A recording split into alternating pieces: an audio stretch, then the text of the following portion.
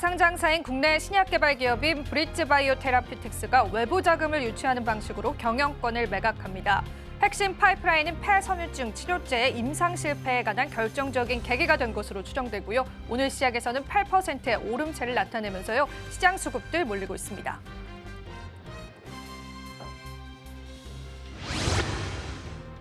화장품 브랜드 달바를 우려가는 비견 뷰티 브랜드인 달바 글로벌이 코스피 시장에 상장하고 3거래 연속 오름세를 나타내고 있습니다. 오전 기준으로 13만 4천 원에 거래가 됐고요. 오후장 돼서도 계속되는 상승세 이어지면서요. 16.2%의 상승세를 나타내고 있습니다.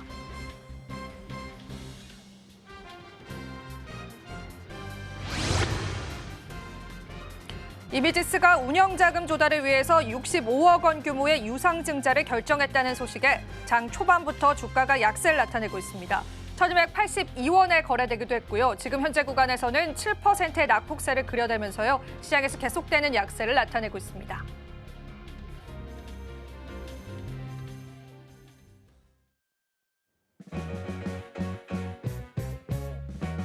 시청자 여러분 안녕하세요. 마켓 쇼쇼쇼 진행을 맡은 이지영입니다.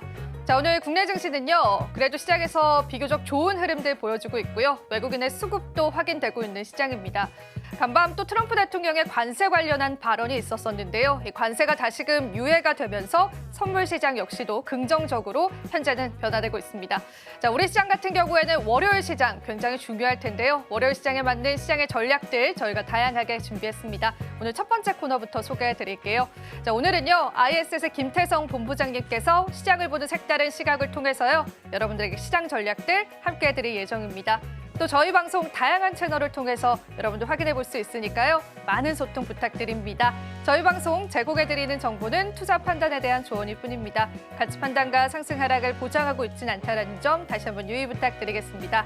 그럼 마감 시장까지 저희와 함께 꼼꼼한 시장 전략들 한번 세워보시죠. 마켓 쇼쇼쇼 출발합니다.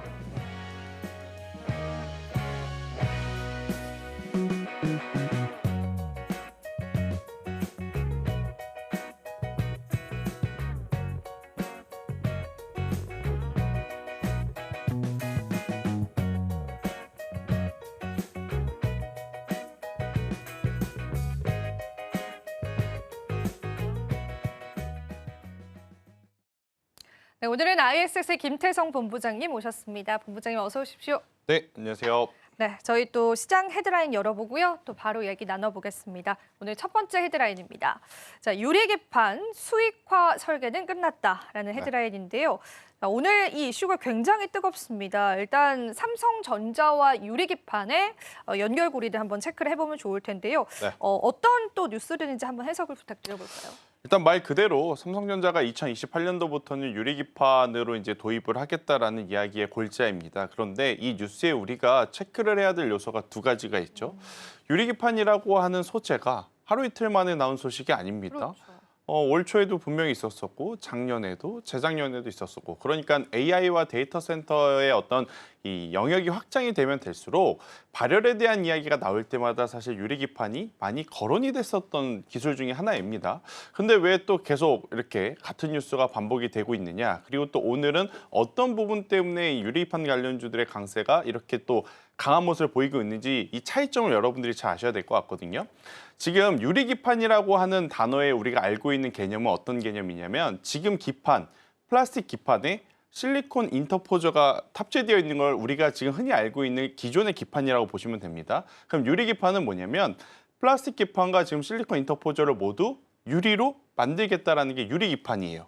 그런데 이 뉴스에서 말하는 삼성전자의 유리기판의 개념은 뭐냐면 플라스틱 기판은 그대로 유지한 채로 그 위에 올려져 있는 실리콘 인터포저를 글라스 인터포저로 바꾸겠다라는 이야기거든요. 그러면 이걸 통째로 유리기판으로 바꾸는 것과 인터포저라고 하는 부분만 글라스로 바꾸는 부분이 무슨 차이가 있느냐? 결국 가격의 차이입니다. 유리기판이 도입을 하고 싶어도 지금 도입을 못한 이유는 크게 세 가지로 알려져 있죠. 일단 첫 번째로는 높은 가격. 왜 높은 가격이냐?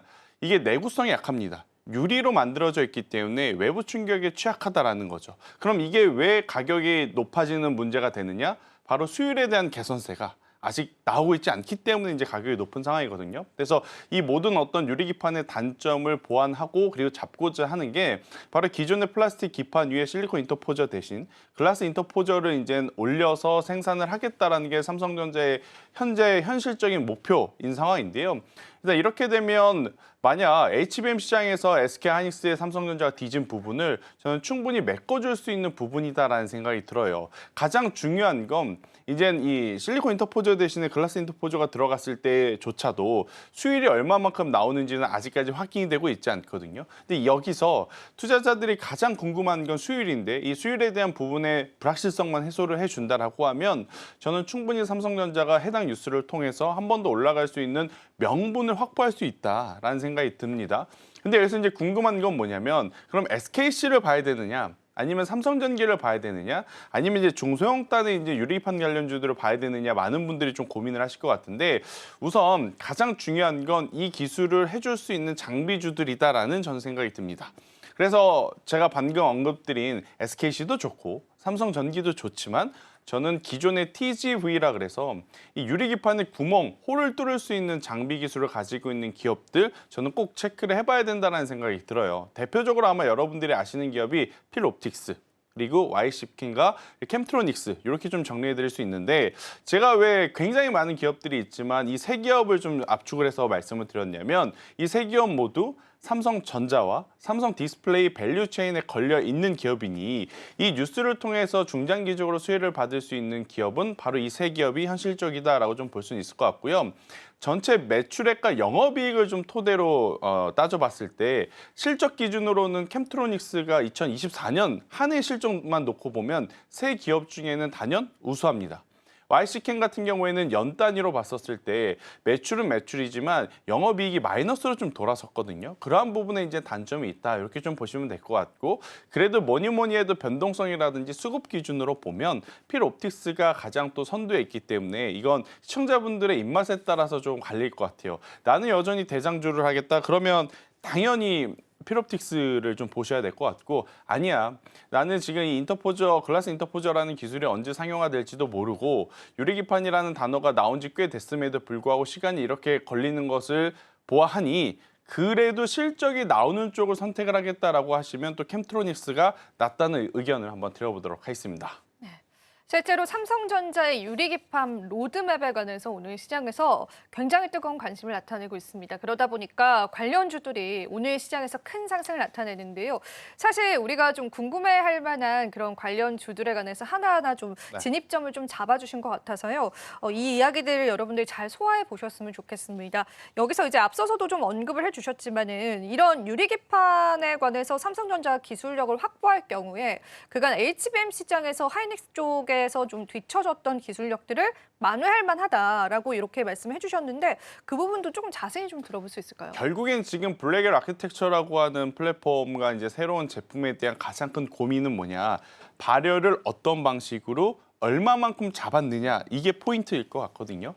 발열을 잡아야지만 결국엔 데이터 센터와 AI 센터를 돌림에 있어서 효율성이 극대화될 수 있고 또 이제 발열을 잡을 수 있는 제품이어야만 지금 단가도 초격차 어떻게 보면 경쟁을 하고 있는 상황에서 가장 큰 장점 중에 장점일 수밖에 없게 되거든요. 그렇기 때문에 저는 삼성전자가 사실 HBM 시장에서 굉장히 많이 밀렸지만 이 글라스 인터포저 기술을 누구보다 양산할 수 있고 그리고 이제 누구보다 수율을 높게 끌어올릴 수 있다라고 하면 HBM 시장에서 SK하이닉스하고의 이제 밀접한 협업도 저는 가능하지 않을까 그런 생각이 들어요. 그런데 이제 여기서 삼성전기와 SKC는 제가 언급을 드리지만 삼성전자를 언급을 안 드렸습니다. 네. 아니 그럼 결국 이 유리기판이라든지 글라스 인터포저를 모두 통합해서 사용하는 것은 삼성전자인데 왜 삼성전자는 이야기를 안 하느냐라고 생각을 하실 수는 있어요. 그런데 지난주에 삼성바이오로직스의 일련의 어떤 일들을 좀 체크를 해보면 현 체제에서의 우선 중심은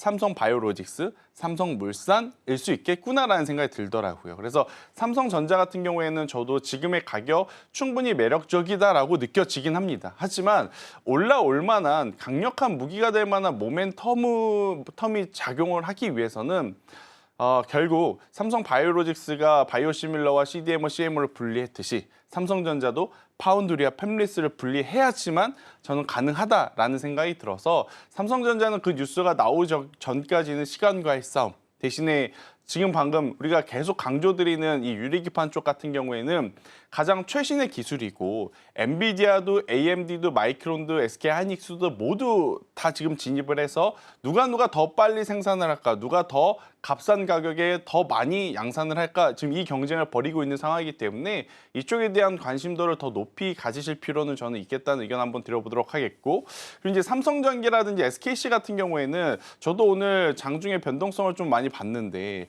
호가 물량이 두텁더라고요. 그래서 이제 장비주 쪽을 보는 게 개인 투자자분들 입장에선 괜찮고, 그런데 또 개인 투자자분들 입장에서 나는 지금 정치 테마주가 너무 많이 포트에 깔려 있어서 중소형주 힘들어요 하시는 분들은 삼성전기예요, SKC예요 이거 물어보실 가능성이 높거든요. 네. 저도 계속 고민을 하는데 그래도 삼성전기의 편을 좀 들어주는 게 맞지 않겠는가라는 의견을 한번 드려보도록 하겠습니다. 그럼 일단 이 이슈 자체가 삼성전자 쪽에서 나왔던 이슈니까 전기 쪽을 좀 보자 그런 의견이신가요? 그렇죠. 그리고 이제 삼성전기와 LG이노텍 아마 오늘 우리나라 장시작 전에 가장 많이 여러분들이 글로벌 시장에서 많이 다뤘을 게 애플 관세 이야기 때문에 우리나라 갤럭시 시리즈도 피해보는 거 아니야? 그랬는데도 불구하고 지금 올라가고 있는 거잖아요. 그만큼 지금 하방에 대한 어떤 지지력은 단단하게 확인을 한 상황이라서요. 저는 삼성전기를 보는 것도 괜찮지 않겠는가라는 의견 드리겠습니다. 네, 좋습니다. 이렇게 해서 유리기판 관련한 이슈들 저희가 소화해 가면서요. 구체적인 시장 전략들도 잡아봤습니다. 그럼 이어지는 헤드라인도 살펴보셔야겠죠?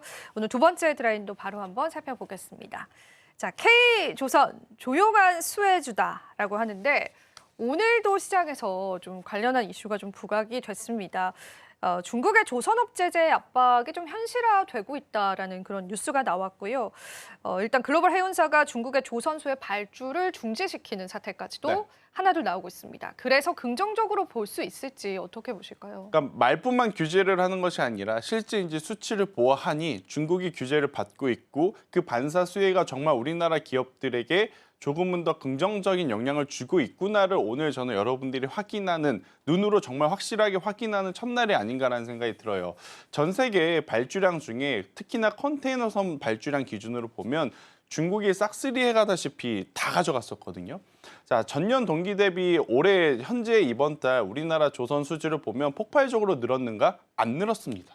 그냥 비슷비슷해요. 플랫해요. 그런데 이제 여기서 눈여겨봐야 될 부분은 뭐냐면 다른 나라와 다른 어떤 이 선박 종류는 조금 내려왔거든요. 근데 우리나라는 전체적으로 보면 전년 동기와 비슷한 수주 잔고, 그리고 특히나 눈에 띄는 것은 컨테이너 선에 대한 수주 잔고가 늘어났다라는 것. 그건 전 세계가 지금 중국 시장을 규제한다라고 했던 부분이 실제로 효과를 보고 있고 그에 따른 반사 수혜를 우리나라 기업들이 받아보고 있음을 명확하게 이제 알려주는 그런 수치이기 때문에 저는 조선주도 같은 경우에는 여전히 좀 관심 있게 보시는 것이 맞다. 대신에 이제 각각 가지고 있는 조선사들의 스토리, 그리고 시간차라든지 어떤 상황에 따라서 속도의 차는 좀 날 수밖에 없고, 그동안에 사실 가장 덜 안 오른 쪽이 어디냐라고 하면 다들 딱 한 군데밖에 안 떠오릅니다. 삼성중공업 이죠. 그러니까 삼성중공업이 오늘은 또 상대적으로 가장 강하게 올라오고 있는 상황이고, 또 뉴스나 내용을 보게 되면 여기는 또 LNG, 부유식, 터미널 이런 쪽의 키워드가 좀 붙고 있는 상황이라 돌아가면서 저는 조선주들 같은 경우에는 시세 연속성은 계속 나올 가능성이 높으니 조선주들에 대한 관심은 여전히 높게 가져가 보셔도 괜찮다라는 의견을 한번 드려보도록 하겠고요. 그리고 이제 그중에서 저는 여러분들이 MRO라고 하는 단어에 너무 현혹되지 않으셨으면 저는 좋겠다는 생각이 듭니다. 올해 1분기, 2분기 방산 강했고 조선 강했고 그 안에 가장 조선의 핵심이 뭐였냐면 미국의 MRO 산업에 진출을 한다라는 거였어요. 우리나라 하나오션도 마찬가지고 HD현대중공업도 마찬가지고 MRO 사업을 통해서 외형 성장과 함께 어떤 재무제표에 대한 다이나믹한 개선 혹은 이제 성장을 기대하시는 분들이 굉장히 많을 것 같은데 저도 기대하는 투자자이긴 하나 워낙 MRO는 예전부터 수익성에 대한 고민들이 정말 많았던 사업 분야 중에 하나거든요. 그런데 이번에 과연 다를까? 그것도 상대가 트럼프 대통령인데 우리에게 정말 우호적인 환경이 조성이 됐었을까라는 저는 역시 여전히 물음표가 붙어 있는 상황이라 이 부분은 꼭 한번 다음 분기 실적을 통해서 여러분들이 꼭 체크를 하셨으면 좋겠다라는 생각이 들고 있고, 이것저것 다 불확실성을 제외하고 그나마 가장 안전한 쪽을 그럼 선택을 하자라고 하면 저는 엔진 쪽을 바라보는 게 맞다. 대표적으로 한화 엔진, HD 현대 마린 엔진, STX 엔진 이쪽 엔진 관련 쪽들이 가장 어떻게 보면 불확실성이 저는 적다는 생각이 들어요. 우리나라 배에만 들어가는 것이 아니라 중국 배에도 들어가고 일본 배에도 들어가고 유럽 배에도 들어가는 부품 공통적으로 엔진 쪽이기에 저는 이쪽에 대한 관심도를 만약 조선과 조선 기자재를 바라보신 분들이 있으시다면 이쪽을 바라보는 게 가장 안전하지 않겠는가라는 의견을 드려보도록 하겠습니다. 오늘 시장에서 조선주가 또 한번 들썩이고 있죠. 사실 우리가 또 중국산 선박에 관한 미국의 규제에 반사이익을 받을 것이라는 걸 알고 있었지만 그게 수치적으로 좀 드러나고 있습니다. 그런 부분들이 또 이슈로 부각을 받으면서 조선주들 좀 움직였는데요. 실제로 독일의 하팡로이드 같은 경우에는 중국 업체한테 맡긴 옵션 물량을 한국에 발주를 좀 고민한다라는 소식도 나오고요. 일본도 마찬가지입니다. 현대중공업과의 컨테이너석 계약이 눈앞이다. 이런 이야기도 좀 나오게 됐습니다.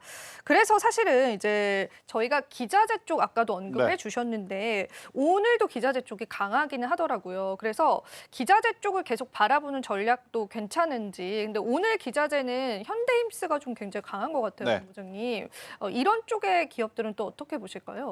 일단 현대힘스도 저는 굉장히 괜찮다라고 보여져요. 그러니까 지금 시장은 사실 좋은 것은 다 알고 있는 상황 속에 어떤 기업이 밸류적으로 지금이라도 투자를 했을 때 수익을 볼 수 있는 확률과 수익을 볼 수 있는 폭이 높을까 아마 많은 분들이 이 부분을 고민하실 거예요.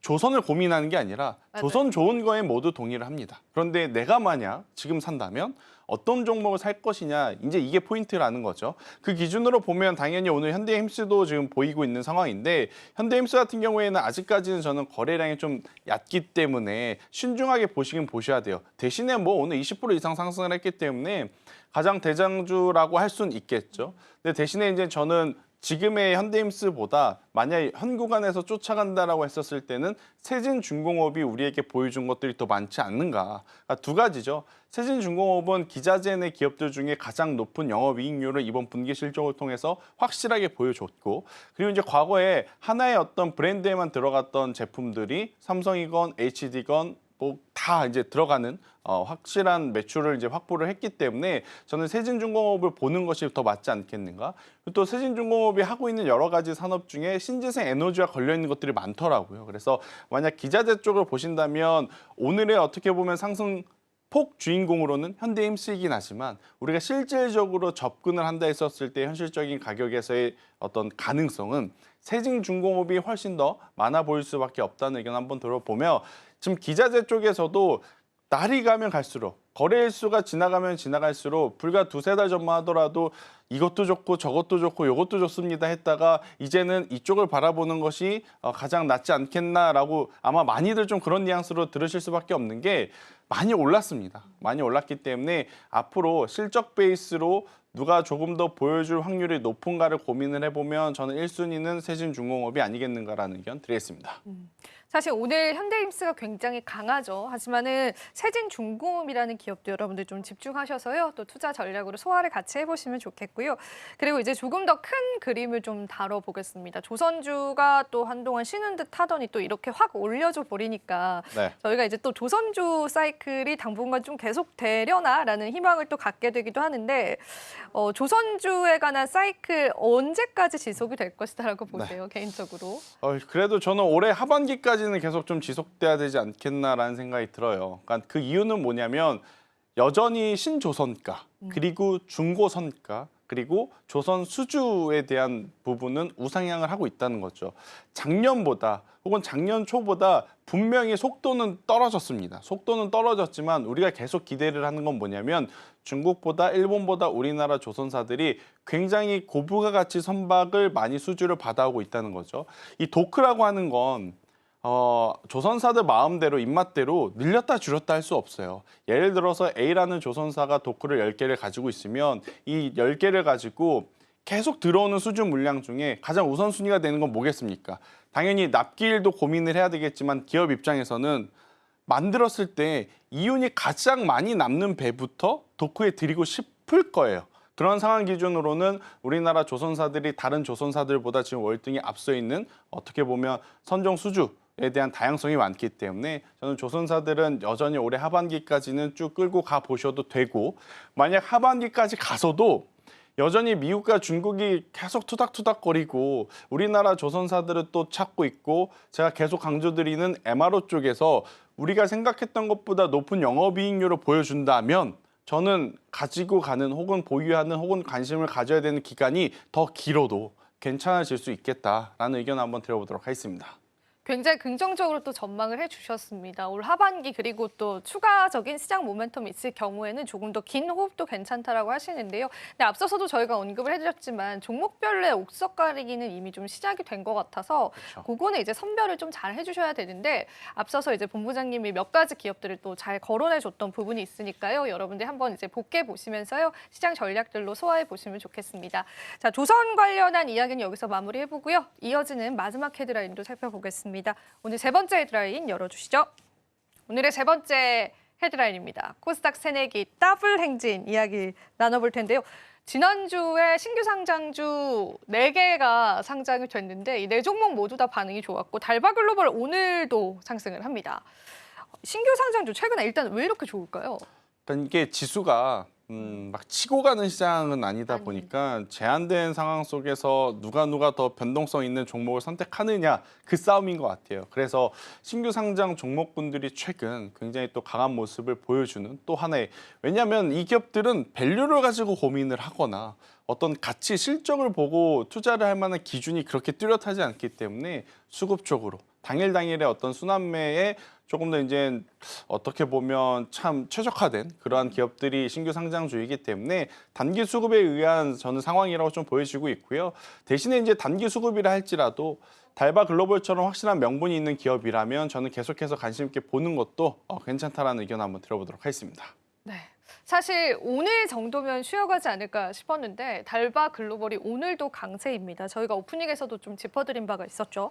그러면은 이제 달바 글로벌 같은 경우에는 그래도 이제 악재 리스크로 거론이 되는 게 오버행 이슈더라고요. 이런 네. 거는 이제 기관들 물량 나가는 걸 이야기하는 거예요. 그것도 있고 이제 락업 물량이라고 하죠. 보유해소 물량이 결국에 이제 신규 상장한 지 얼마 안 된 기업들은 언제나 또 변수가 될 가능성이 높은. 하지만 이제 달바 글로벌이라고 하는 기업을 어떤 기업이랑 붙여서 비교를 해야 되느냐 고민을 해보면 VT라고 하는 기업 있죠? 네. 리들샷. 아니 VT가 그렇게 크게 성장한 기업인데 달바 글로벌과 이렇게 매칭을 해도 돼? 라고 하실 수 있는데 두 기업 모두 대표 제품이 올리브영이라든지 이런 어떻게 보면 오프라인 매장에서 언제나 탑5 안에 들어있는 베스트셀러 제품이라고 하더라고요. 그러면 결국 달바 글로벌의 기준은 VT가 얼마만큼 올라갔는지 여부일 거예요. 그런데 오늘 기준으로는 VT의 시가총액을 달바 글로벌이 넘어가 버렸습니다. 저는 지난주에 어떤 생각을 했냐면 만약 조정이 나오더라도 VT가 당시에 시가총액이 약 1조 5천억 부근이었거든요. 그럼 달바 글로벌이 적어도 조정이 나온다면 VT와 비슷한 시가총액까지는 올라갈 수 있겠구나. 그 가격대를 저는 13만 원 혹은 12만 원 후반대로 생각을 했어요.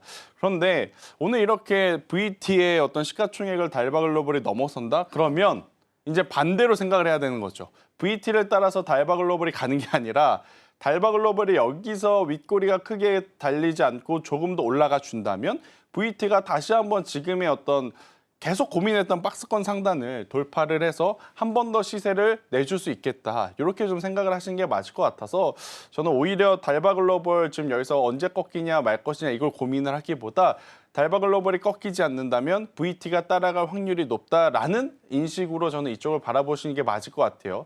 지금 올해 1분기, 2분기에 가장 다크호스로 떠오르는 쪽인 화장품과 피부 미용 의료기기 최근에 보면 중국에서 불어오는 소비 촉진에 따라서 의류주까지도 지금 같이 움직이는 상황이거든요. 그럼 이럴 때일수록 고가 라인업을 가지고 있는 기업들보다 약간의 더 대중성을 가지고 있는 제품, 브랜드를 가지고 있는 기업이 훨씬 더 유리하거든요. 그래서 이제 달바 글로벌 같은 경우에는 저는 조금은 더 봐도 괜찮다라는 생각을 좀 가지고 있어서 달바 글로벌뿐만 아니라 만약 이 시세가 유지가 되면 VT까지도 우리가 한 번 더 체크를 해야 되는 시점이라고 생각을 하고 있고 그리고 이제 계속해서 참 실망스러웠지만 최근에 아모레퍼시픽이라든지 LG생활건강, 한국홀마, 코스맥스처럼 중국 시장이라고 하는 키워드를 달고 다시 한번 움직이는 화장품주들이 많아요. 이쪽에 대한 관심도는 여전히 한번 높게 체크를 해보셔야 되고 그리고 이제 제가 화장품주를 쭉 봤는데 또 스토리가 있을 만한 기업 몇 개를 뽑아보면 청담 글로벌이라고 하는 기업도 어떻게 보면 중국 쪽에 대한 유통 온라인망을 통해서 사업을 확장할 수 있는 그러한 장점이 지금 이제 가지고 있는 기업으로 좀 보여질 수는 있을 것 같고요. 그리고 이제 변동성 기준으로 보면 한국 화장품 제조도 빼놓고 우리가 볼 수는 없다라는 의견 한번 드려보도록 하겠습니다. 사실 달바 글로벌 같은 경우에는 또 시장에서 계속되는 강세도 우리가 좀 예측을 해볼 수가 있고 저도 놀랐던 게 VT 쪽에 가는 시가총액을 상장된 지 나흘 만에 이렇게 또 뛰어넘는 모습을 좀 보여주는 게 참 경이롭기도 했습니다. 하지만 올랐다면 또 하락이 있지도 않을까라는 생각이 들어서 신규 매수의 관점에서는 어떻게 보시는지 궁금합니다. 사실 달바 글로벌 제 기준으로 신규 매수는 좀 어려운 것 같아요. 저의 이제 신규 매수 타이밍은 사실 13만 원이라는 가격대 넘어가면 그때 한번 단기적으로 공략을 해보겠다 이거였는데 이미 넘어간 채로 흘러가고 있기 때문에 제 기준으로의 달바 글로벌은 조금은 이제 지나간 상황. 그러면 너가 만약에 신규 매수를 한다면 뭘 하겠느냐? 제 기준으로 그래서 VT 이야기를 드린 겁니다. 만약 제가 화장품 쪽에 대한 트레이딩 전략을 지금 세운다면 달바 글로벌이 오늘 13만 2천 원 혹은 13만 3천 원 위에서 종가가 형성이 됐을 시에 저는 VT에 대한 관심도를 높여가는 게 지금은 훨씬 더 좋다. 그럼 VT 같은 경우에는 손절 라인이 명확하죠. 박스권 하단 이탈을 하면 손절을 하던가 첫 번째 케이스. 두 번째로는 다가오는 2분기 잠정 실적이 안 좋으면 그때 손절을 하면 되는 그러한 상황이라서 저는 계속 가는 달바 글로벌도 참 아쉽죠. 네, 많은 분들이 아쉽긴 하지만 쫓아가기보다는 달바 글로벌로 인해서 낙수 효과를 한번 노려본다면 그 또한 굉장히 또 좋은 매매 전략이 될 수 있겠다라는 의견을 오늘 드려보도록 하겠습니다. 그러니까 달바 글로벌에 관한 신규 매수에 관심 있으셨던 분들은 오히려 이제 VT라는 기업들을 좀 집중해 보시면서요. 전략을 잡아보시는 것도 좀 좋을 것 같습니다. 앞서서 그 K-뷰티 관련주들도 언급을 해줬는데 최근에 K-뷰티 관련주들이 굉장히 좋은 상승을 나타내는데 그 이유 중에 하나가 또 실적도 있었던 것 같아요. 네. 그래서 예를 들면 최근에 이제 토리모리도 실적 반등을 해줬더라고요. 그래서 우리가 이제 그동안 너무 주목받았던 그런 뷰티주들 말고 약간 주목은 덜 받았었지만 최근에 실적이 좋게 나왔었던 이제는 봐도 괜찮다라고 보는 그런 기업들도 좀 있을까요? 일단 그런데 한 가지 좀 걱정은 네. 이게 주식이라고 하는 게 움직일 때 움직여야 되거든요. 그러니까 타이밍이라는 게 있어요. 다들 움직일 때 같이 움직여야 물 들어올 때 노젓 는다는 표현을 쓰잖아요. 근데 만약 그 타이밍을 좀 놓쳐서 나중에 움직이면 움직일 때 움직이더라도 그 움직임의 폭이 앞선 대세 시세가 나올 때 대비해서는 굉장히 좀 적을 수는 있거든요. 그래서 최근에 화장품주들 랠리 나올 때 같이 움직이지 못한 기업은 좀 아쉽습니다. 움직일 수 있다고 저도 생각을 해요. 토니모리도 그렇고 애경산업도 그렇고 앞서 언급드렸던 한국 화장품 제조들도 마찬가지고 움직일 수 있다라고 생각을 하지만 만약에 그동안에 대장주 역할을 했었던 뭐 실리콘투라든지 인그루드랩, 코스메카 코리아가 쉬어간다면 후발주자로 움직였던 종목군들의 조정의 폭은 더 깊어질 가능성도 저는 있기에 저는 충분히 공격적인 어떤 매매 전략을 하시기보단 고민을 하신 다음에 조정을 이용하시는 게 아니면 앞서 제가 말씀드렸던 것처럼 커플링 매매 전략을 통해서 돌파구를 찾아보시는 게 지금은 맞지 않겠는가라는 생각이 들고 있고 사실 오늘 우리나라 지수가 저는 이렇게까지 좋을 거라고 생각은 못했어요. 지난주 금요일만 하더라도 트럼프가 또 관세 이야기를 했고 주말에 나온 이야기들 중에 미국과 EU에 대한 갈등 하지만 우리나라 장 시작 직전에 또 EU하고는 어느 정도 또 협의를 하는 그런 모습들을 보이면서 지금 시장의 안정화를 찾다 보니 여기저기 조금씩 수급이 지금 들어간 상황이지 확실하게 화장품이 좋다, 피부 미용이 좋다 이러한 상황은 아니라서 공격적으로 쫓아가기보단 제가 앞서 언급드렸던 종목군들을 추린 다음에 조정을 이용해서 매매 전략을 세워보시는 게 가장 맞지 않겠는가. 그동안 잘 나갔던 파마 리서치도 마찬가지고 휴젤도 그렇고 메디톡스도 그렇고 오늘 지수가 좋으니까 좀 쉬어갔죠. 오늘 상대적으로 이제 강한 쪽이 2차 전지 그리고 잠시 좀 숨고랐었던 제약바이오임을 감안을 해보면 지금은 좋고 나쁘고를 따지는 건 이제 시청자분들도 잘 아실 겁니다. 대신에 매매 타이밍을 좀 고민을 해야 될 때가 아니겠는가. 그래서 지금은 신규 접근으로 너무 공격적으로 화장품주를 보시기보단 관심 종목으로 리스트업을 해두시고 조정이 나올 때 꼭 한번 체크를 하자는 의견을 드리겠습니다. 사실 달바글로벌 상장 첫날에 이제 달바글로벌이 전반적인 화장품주들 좀 이끌어주는 그런 모습이 연출되기도 했거든요. 근데 지금은 또 그렇지는 않습니다. 그래서 이쪽 섹터 보실 때는 여러분들 좀 다른 전략으로 가져가 보셔야 될 것 같고요. 달바글로벌은 좀 띄어서 좀 우리가 따로 보는 전략들이 좀 맞을 것 같습니다. 그래서 그 부분까지도 같이 짚어드렸고요. 그러면 이제 본부장님께 오늘 시장의 한 줄평 이야기를 좀 들어보고요. 오늘 시장 이야기 마지막으로 좀 나눠보겠습니다. 오늘 시장은 또 어떻게 좀 바라보고 계실까요? 그러니까 내성이 생기는 글로벌 증시, 그 중심에 또 한국 증시도 있다. 저는 이렇게 표현을 드리고 싶어요. 그러니까 트럼프의 이 관세 이야기가 처음에 들었을 때는 충격적이기도 하고 좀 두렵기도 하고 피곤하지 않습니까? 그렇죠. 이제는? 조심스럽기도 한데 이제는 또 했다고? 이런 생각. 지금 미국에서도 어떤 현상이 발생을 하느냐. 앞에서 트럼프가 여기랑도 관세, 저기랑도 관세. 하지만 뒤에서는 또 베센트 재무장관이 여기저기 나가서 트럼프 대통령이 한 이야기는 협상을 하기 위한 여러 가지 방법 중에 하나다라고 또 무마시키는 그러한 어떤 패턴을 좀 보여주고 있는 상황이라서 극단적으로 갈 확률은 굉장히 드물다라는 생각이 들고 있고 트럼프도 인터뷰를 통해서 굉장히 어떻게 보면 즉흥적으로 이야기하는 것 같아요. 그러니까 지난주에 또 애플 이야기 나왔을 때 아마 한 기자가 갤럭시 이야기 안 했으면 삼성은 그냥 없던 일처럼 하고 넘어갔었을 것 같은데 기자가 물어보니까 그때 고민하는 표정이 좀 역력하게 보이더라고요. 갤럭시도 혹은 삼성도 해야 되겠네요. 이런 이야기를 보면서 일단 시장도 어느 정도 내성이 생겼기 때문에 외국인의 수급을 쫓는 게 가장 먼저이고 오늘 저녁에 미국 증시가 휴장임에도 외국인들의 수급이 들어왔다는 것에 저는 좋은 포인트를 잡아보자라는 의견 드리겠습니다. 이제 트럼프의 발언에는 어느 정도 내성이 생겨가는 시장입니다. 우리가 외국인 수급에 좀 집중을 해보면서요. 객관적인 투자 전략도 필요할 것 같습니다. 오늘 본부장님과 다양한 내용들 한번 나눠봤습니다. 오늘 도움 말씀 고맙습니다.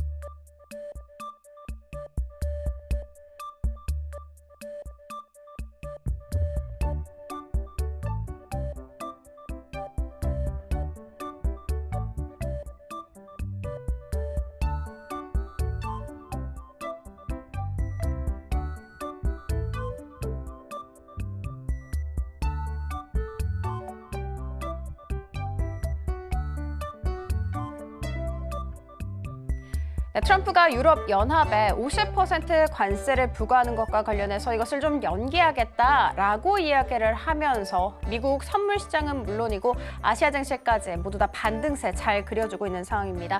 오늘 우리 시장은 강보합권에서 출발을 해서 지금 현재 나란히 1%대 상승세를 유지를 하면서 고점 부근에서 움직임 보이고 있습니다. 수급 같은 경우에는 오늘 외국인과 기관 나란히 양시장에서 모두 다 매수 우위를 보여주고 있고요. 특히 외국인 같은 경우에는 현물 시장뿐만이 아니라 선물 시장에서도 매수 포지션을 잡고 있습니다. 자, 그러면 오늘 특징주 세 가지부터 살펴보도록 하겠습니다. 먼저 준비된 쪽은 현대로템입니다. KB증권에서 목표 주가를 12만 원에서 16만 5천 원으로 무려 37.5%나 대폭 상향 조정을 했습니다. 1분기에도 실적이 좋았는데 2분기에도 실적이 좋을 것으로 예상되기 때문입니다. 하나씩 뜯어보자면 1분기 영업이익은 처음으로 창사 이래 최초로 2천억 원을 돌파하는 데 성공을 했었죠. 수익성이 높았던 방산 매출에 있어서 전년 동기 대비해서 107% 말 그대로 폭증을 하면서 성장세를 잘 이끈 것으로 알려졌습니다. 방산 영업이익률 같은 경우에도 38%를 기록했을 것으로 추정되고 있는 상황입니다. 환율 하락하겠죠, 앞으로. 그럼에도 불구하고 방산 수출 영업이익률은 30% 이상을 유지할 것이라고 KB증권에서는 이야기를 하고 있습니다. 이에 따라서 2분기 호조는 지속될 것이고요. 매분기 영업이익은 2천억 원 아래로 떨어지지 않을 것이다. 그러니까 즉 2천억 원 이상을 매분기 기록을 할 것이다 라고 이야기를 하고 있습니다. 자, 이렇게 이야기를 하고 있는 그 배경 다음 장 통해서 살펴보도록 하겠습니다. 물론 폴란드, 루마니아 계약 예상보다 그 수주했다라는 소식은 일단 늦어지고 있는 상황입니다. 그럼에도 불구하고 수주 확보 자체에는 문제가 없을 없을 것으로 판단되고 있어요. 그러니까 시기의 문제일 뿐 버는 금액의 차이는 없다라고 보는 것이죠. K2전차 생산량 역시도 급증할 것으로 예상되고 있는 상황입니다. 작년에 102대 정도의 생산량을 보였는데 내년 같은 경우에는 161대 그리고 2028년에는 215대까지 계속해서 급증할 것으로 예상하고 있는 상황입니다. 자, 그러면 영업이익도 당연히 늘어나겠죠. 올해 예상치로 원래 영업이익을 제시했던 게 7천억 원이었거든요. 그런데 이것을 1조 3천억 원으로 무려 42%나 대폭 상향 조정을 했습니다. 뿐만이 아니라 내년 영업이익 추정치 역시도 기존치보다도 28% 상향 조정을 했다라는 부분 체크해드리면서 오늘 주가 같은 경우에는 5거래일 연속해서 양봉을 켜내면서 역대 최고가를 경신하기도 했습니다. 다음 살펴보도록 하겠습니다. 동서입니다. 동서에서 맥심 카누 커피 가격을 또 인상한다라는 소식 전해지면서 주가가 4% 안팎의 강세를 보이기도 했습니다. 오늘 30일부터 출고 가격 평균 7.7%가량 인상이 되고요. 디테일하게는 커피 믹스와 원두 커피 같은 경우에는 평균 9% 인상이, 자 그리고 커피 음료 같은 경우에는 4.4% 가격이 인상된다라고 합니다. 자 일단 작년 11월에도 한번 인상을 한 바가 있었죠. 당시 맥심, 카누 등 여러 가지 제품에 대해서 출고가를 평균 8.9% 인상을 한 바가 있었는데 6개월밖에 채 지나지 않았음에도 불구하고 이렇게 또다시 가격 인상 소식이 밝혀진 것입니다. 다음 살펴보도록 하겠습니다. 주요 원재료 가격 상승과 더불어서 환율까지 상승을 하면서 이렇게 가격 인상을 결정했다라고 사측에서는 이야기를 했습니다. 커피 원두와 야자유 이런 원재료 모두 다 수입을 하고 있는 상황입니다. 그래서 사측에서는 환율로 인한 부담이 가중됐다라고 밝혔어요. 뿐만이 아니라 이상기후 때문에 커피 생산량은 좀 줄어들면서 이로 인해서도 원재료 가격이 또 올라갔다고 합니다. 참고로 동서 같은 경우에는 동서식품을 계열사로 두고 있고요. 동서식품의 지분 50%를 이 동서가 갖고 있습니다. 다음 살펴보도록 하겠습니다. 다음으로 준비된 쪽은 한화생명입니다. 무디스에서 신용 등급을 상향 조정을 했습니다. 기존의 A2 긍정적이었는데 이제는 A1 안정적이 됐습니다. 올해 국내 3대 신용평가사와 글로벌 신평사 피치에서도 신용 등급 상향을 했었는데 이제는 무디스도 여기에 합류를 하게 된 것입니다. 무디스에 따르면 우수한 브랜드 인지도와 영업력을 바탕으로 보장성 상품 판매를 확대해 나가고 있다라고 밝혔고 높은 보험 계약 마진 창출 잘하고 있다라고 이야기했습니다. 다음 장 살펴보도록 하겠습니다. 그리고 수익성 중심의 포트폴리오로 개선되고 있다라는 코멘트도 함께 덧붙였죠.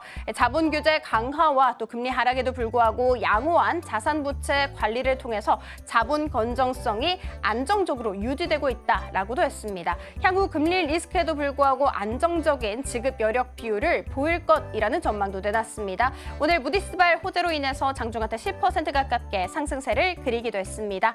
다음 살펴보도록 하겠습니다. 국내 테마 탑3이고요. 유리기판입니다. 이 삼성전자가 2028년 첨단 반도체 패키징에 유리기판을 도입하겠다라는 이야기를 꺼냈죠.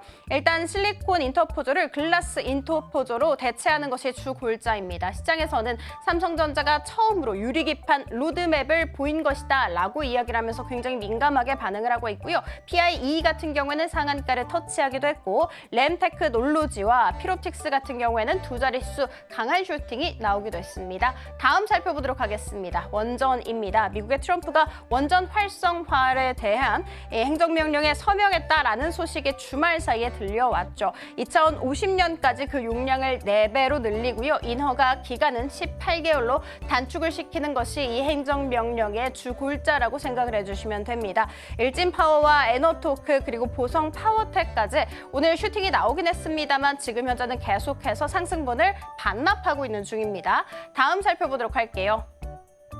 2차 전지입니다. 미국의 첨단 제조 생산 세액 공제 초안이 유지된다라는 소식이 들어왔죠. 종료 시점은 2032년 말에서 2031년 말로 1년만 앞당기는 것이 바로 초안입니다. 당연히 긍정 포인트로 가져갈 수밖에 없겠죠. 삼성 SDI와 LG 에너지 솔루션 그리고 에코프로비엠까지도 2에서 3%대 상승세를 그리고 있습니다. 지금까지 은혜로운 섹터 함께 살펴봤고요. 저희는 다음 코너에서 이어집니다.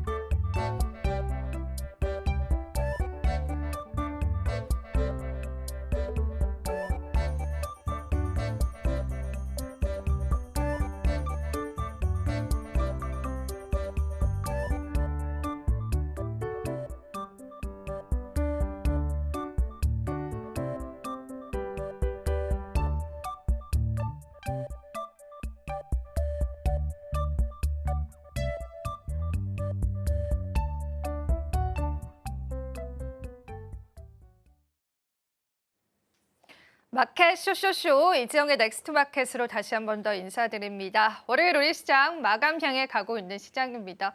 오늘도 시장의 다양한 이슈들이 또 적용받으면서요. 우리 시장에 영향력들 행사하고 있는데요.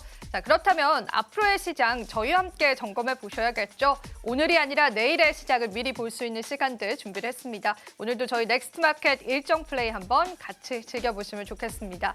자, 오늘을 소화하고 내일과 모레 또 굵직한 시장의 이슈들이 있고요. 또 내일과 모레가 지나게 되면은 시장에서 한국의 금통위와 또 엔비디아 실적 발표도 좀 기다리고 있기 때문에요. 이번 주 같은 경우에도 다양한 일정들이 좀 적용받을 가능성이 있다라고 보시면 되겠습니다. 자, 일단은 내일은요. 미국의 소비자 신뢰 지수 발표가 있고요. 2025 비트코인 컨퍼런스가 진행이 됩니다. 이 부분도 시장에서 모멘텀으로 적용될 가능성이 크기 때문에요. 같이 한번 짚어보시면 좋겠고요. 또 3차 대선 토론을 앞두고 있는 상황이어서 정치 테마 섹터에 관한 급등락들을 여러분들이 살펴보시면서요. 투자의 전략들을 좀 잡아보시면 좋겠습니다. 수요일 같은 경우에도 다양한 컨퍼런스 일정들이 좀 있습니다. 정부 측에서도 산업 AX, 그러니까 많은 산업을 인공지능으로 변화시키는 부분에 관해서 논의가 이뤄질 예정이기 때문에요. 그에 따라서 또 시장의 움직임들 보셔야 될 것 같고요. 또 국제 해양 방위 산업전도 열리는 날이기 때문에요. 관련주들의 흐름도 집중해 보시면 좋겠습니다. 자, 일단은 내일은요. 현지 시간으로 2025 비트코인 컨퍼런스가 열리게 되는데요. 사실 지난 2024 비트코인 컨퍼런스에서 트럼프 대통령은요. 비트코인을 미국의 수도로 만들겠다라는 이야기를 하면서 비트코인 관련주까지도 들썩이는 움직임이 보여줬고요. 그리고 한 해가 지나서 이번 2025 비트코인 컨퍼런스에서는 트럼프 대통령은 참석하지 않지만 트럼프 주니어가 참석을 하고요. 미국의 부통령까지도 참석을 한다고 합니다. 거기에다가 마이크로 스트래티지의 CEO인 마이클 세일러 역시도 참석을 하면서 비트코인 관련주들의 수급이 몰릴까 혹은 비트코인 현물 시장의 수급이 몰릴까에 관한 크립토 투자자들의 기대감들이 좀 실리고 있다라고 보시면 되고요. 가장 중요한 포인트는 트럼프 대통령이 이미 시장에 예언을 했습니다. 내가 한 번 더 트럼프가 중대 발표를 통해서 비트코인 관련해서 중요한 발표를 이어갈 것이다라고 보고 있습니다. 그래서 우리가 조금 더 집중할 수밖에 없는 시간이 될 것 같고요. 여기에 추가적으로 미국 내에서 행정부에서는 이제 비트코인 관련한 법안, 지니어스 법안을 통과를 앞두고 있는 시점입니다. 그래서 또 한 번 크립토 시장에 수급이 몰리게 된다면 관련주들 역시도 우리가 주목해 볼 만하겠죠. 그래서 관련주들을 간단하게 좀 정리를 해봤는데요. 관련주는 워낙 시장에서 또 급등락이 심하기 때문에요. 여러분들 그 부분들을 한번 염두에 보시면 좋겠고요. 일단 2025 비트코인 컨퍼런스 시장의 중요한 이슈가 될 수 있기 때문에 꼭 한번 관련 뉴스들 챙겨보시면 좋겠습니다. 자, 그럼 넥스트 마켓 주제로 바로 한번 넘어가 보도록 하겠습니다. 자, 오늘의 넥스트 마켓 주제는요. 오랜만에 또 증권사의 뷰를 좀 가지고 왔습니다. 자, 오늘 증권사에서 다양한 리포트가 또 나오더라고요. 월요일 시장에 맞춰서 앞으로의 시장 성장성을 보고 다양한 리포트들이 발간이 됐는데 그중에 우리가 주목해 볼 만한 리포트가 있어서요. 몇 가지를 살펴보면 좋겠고요. 목표가를 상향한 종목도 있었지만 목표가 하향의 종목군들도 있었습니다. 그래서 저희가 앞서서도 또 현대로템을 언급을 해드렸는데 그 외에 어떤 종목군들이 증권가에서는 좀 다른 뷰로 바라봤는지 하나하나 체크해 보겠습니다. 먼저 안타깝게도 목표가가 하향됐던 종목이 있었는데 그게 하나솔루션이었습니다. 사실 지난주에도 관련한 이슈가 좀 부각을 받았었죠. 그런데 증권사에서도 하나솔루션의 목표 주가를 다시금 하향 조정하는 모습들이 확인이 됐는데 그 이유 중에 하나는 아무래도 정책적인 악재 때문이었습니다. 자세히 한번 살펴볼 텐데 저희가 이 부분에 관해서는 IRA 법안에 관한 수정안을 이야기를 하잖아요. 그런데 이 수정안이 다시 한 번 더 수정이 되면서 글로벌 증시에서 관련한 내용이 좀 부각을 받았는데 하나솔루션 자체는 IRA 법안에 관해서 악재를 받아가지만 그 안에 세부 내용을 보시면요. 태양광 사업자들이 그동안 받게 됐던 세액공제 혜택이 사라지는 안이 포함이 되어 있었습니다. 그래서 하나솔루션은 태양광 관련주이기 때문에 관련한 악재를 받아갈 수밖에 없다라고 증권사에서는 바라보고 있다는 게 확인이 됐습니다. 실제로 상원 표결은 7월 4일 전 예상이 되고요. 하원이 통과됐다라는 소식들은 다들 접해보셨기 때문에 이러한 악재를 하나솔루션이 받아갈 가능성 굉장히 크다라고 보시면 되고요. 정책적인 불확실성이 지속될 것으로 증권가에서는 보고 있었고요. 지금 현재 하나솔루션의 주가가 2만 원대를 나타내고 있는데 이보다 더 하향된 수치가 좀 나오기도 했었고요. 기존의 목표가가 4만 8천 원 선이었는데 거기서 대폭 수정이 됐더라고요. 3만 8천 원 선까지 바라보고 있는데 물론 지금 주가 대비해서는 상향된 수치이긴 하지만은 우리가 일단 IRA 법안에 관한 악재가 계속 부각을 받을 수가 있고 중요한 건 7월 4일 날 이게 최종적으로 통과될 가능성이 있기 때문에 여러분들이 어느 정도의 리스크는 감안하시면서 관련주들은 보셔야 될 것 같습니다. 그리고 참고로 이 세액공제 혜택에 관해서는 30년도까지는 다시금 유지가 된다고 합니다. 그래서 그 소식 때문에 오늘 2차 전지 관련주들은 상승을 했지만 태양광 관련주들은 그렇지 못했죠. 그 이유들까지도 챙겨보시면 좋으실 것 같습니다. 그리고 반대로 목표가가 상향된 종목이 있었습니다. 바로 식품주였는데요. 굉장히 또 이례적으로 우리가 하나솔루션뿐만 아니라 또 모건 스탠리 쪽에 관한 농심의 목표가 상향 리포트들도 같이 나왔습니다. 이 부분도 같이 한번 짚어볼 텐데요. 농심 같은 경우에는 또 우리가 삼양식품의 제2의 삼양식품이 될 수 있을 것이다라는 이야기가 또 시장에 나왔잖아요. 얼마 전에 농심이 밸류업 가치를 공시했습니다. 그 내용 자체가 2030년도까지 매출 7.3조 원과 영업이익률 10%를 상향하겠다라는 이야기가 나왔는데요. 이 부분을 모건 스탠리에서는요, 굉장히 긍정적으로 바라봤습니다. 배당 성향을 25% 이상으로 설정을 했었고 모건 스탠리에서 농심 쪽에 집중했었던 이유 중에 하나는요.